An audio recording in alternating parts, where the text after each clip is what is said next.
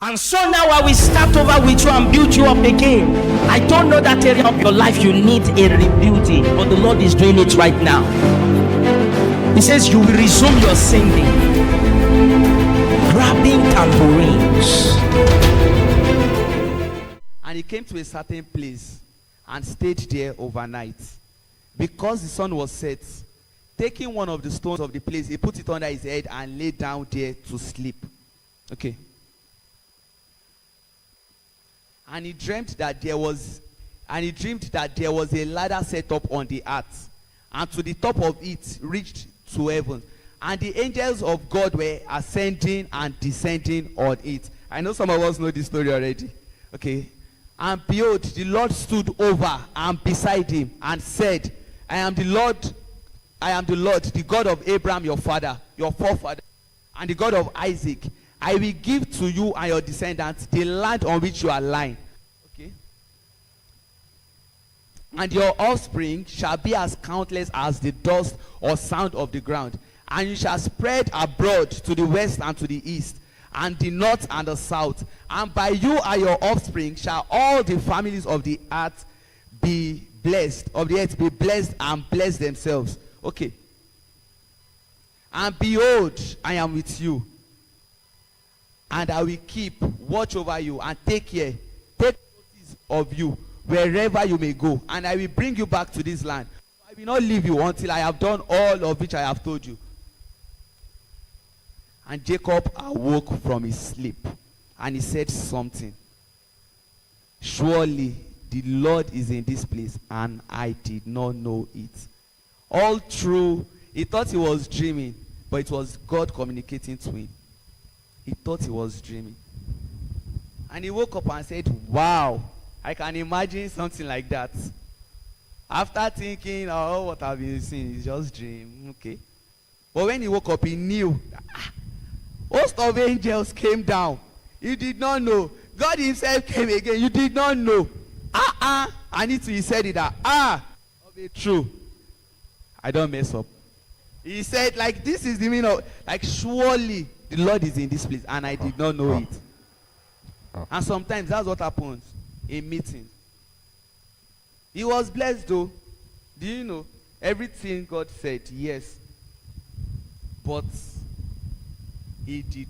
I'm sure he's going to imagine that. How I wish I was alive, I was awake when God said these words. How I wish I saw it with my eyes like this. And he will be like, okay, if I have this opportunity again. Because, and that's what happens sometimes to people. You'll see a big meeting, major meeting, and some will come and they will just be cold. And people will be receiving. It is not about the meeting, it is about you yourself. Because God is here. I am 100% sure God is here. I am 100% sure. No, don't worry about that one. It is not about, is God here? Is this a meeting? No, God is here. You said you will see it. You will know. You will see it and you will know. And you will still see. So it's about you. Are you like Jacob that said, this meeting is powerful, but I did not receive? Are you like that? Is that your story? That's not me. That's not me. God forbid I say something like that. It can't even happen. That God is here and I did not know. That's not me. And it's not just about just saying that's not me. It's not just about, it is about you being intentional. Now let's go to 32. We'll now see something. 32.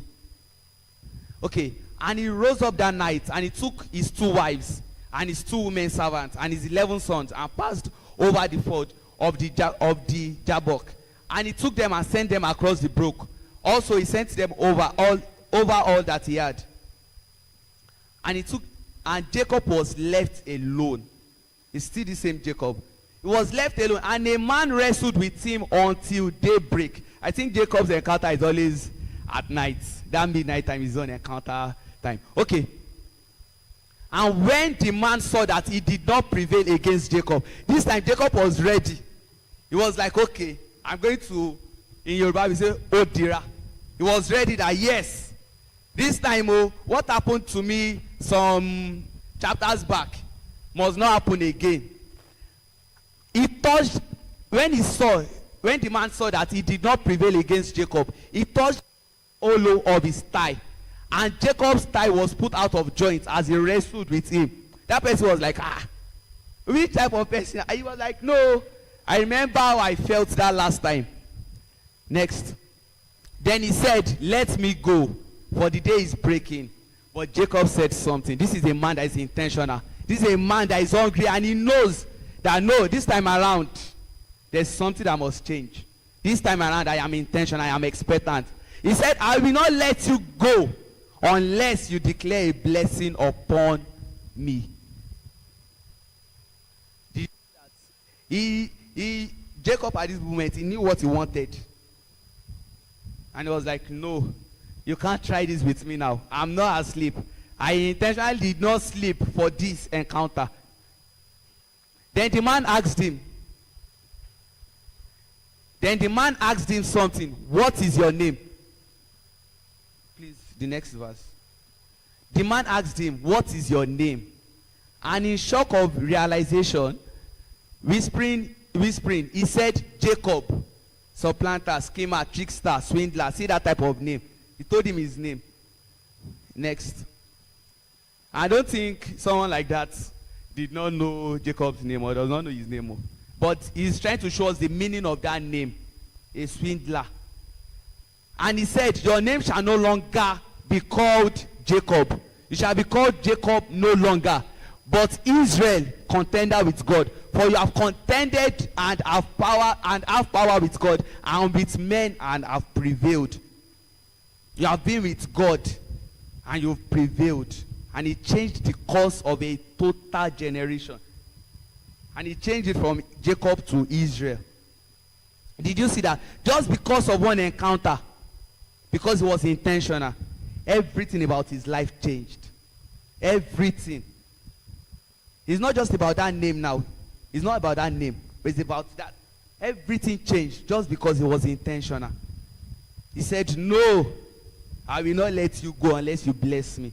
Is someone like that? Is someone that's hungry? Do you have that level of hunger? That I'm not leaving camp 2023 unless all my expectations have been met. Unless there's a change, and I know that when I go outside, people will know of a truth that you've been to a meeting. People will know that there's a change. There's a change. Meetings like this, they are life-changing encounter. You encounter, it is life-changing. Trust me. Just like what happened, he changed the story of the whole it's not just generation, everything changed. You will hear Israelites after the order of Israel. Everything is about Israel now. Imagine having that promise with that name, Jacob. He does not even go. Jacob and blessing. No. The next one, 29. Then Jacob asked him, tell me, I pray, what's in your name? But he has said, why is it that you ask my name? And the angel of God declared a blessing on Jacob. The angel declared a blessing on him. This time around, he was expectant. He did not settle for anything. And finally, 30. And Jacob called the place Peniel, the face of God, saying, for I have seen God face to face. This one is different. He did not see God in his dreams. He did not see God. He has had encounter, one-on-one encounter with God. Face to face. And my life is spared and not snatched away. I have seen God face to face. Face to face. I have had this encounter with God. Brothers and sisters, is that you? Is that you?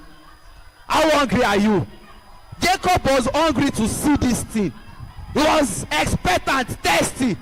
Do you have that same level of thirst tonight, this morning? Do you have that same level of hunger that will change everything? That will change everything. That will change everything. Don't forget, blessed are those that are hunger and thirst after things of the Spirit. For they will be completely satisfied. You will be completely satisfied. You will be completely satisfied. Nobody has the last word over your life but Jesus. God has the last word.